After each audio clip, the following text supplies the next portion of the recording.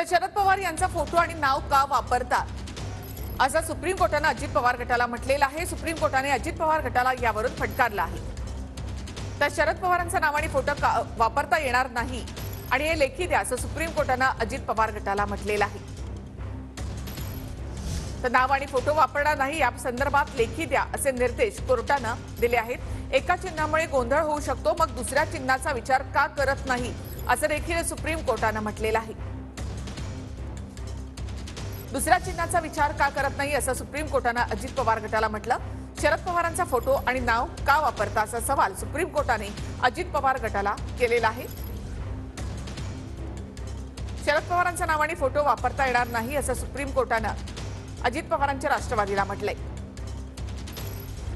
कोर्टाने सांगितलं की तुम्ही त्यांचा फोटो का वापरता, त्यांचं नाव का वापरता। आम्ही त्यांना काही पुरावे दिले की हे अजूनही फोटो आणि नाव वापरतायत। त्यांनी त्याच्यावरती स्पष्ट निर्देश दिले की तुम्ही अंडरटेकिंग द्या की तुम्ही हा फोटो आणि हे काहीच करणार नाही।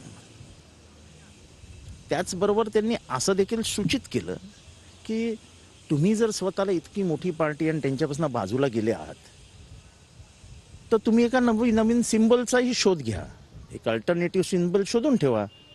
जसे त्यांनी अल्टरनेटिव्ह सिम्बल शोधून ते आता निवडणुकीच्या मैदानात जायला तयार झालेत, तसं तुम्हीही अल्टरनेटिव्ह सिम्बल शोधा आणि तुम्ही तसंच करा।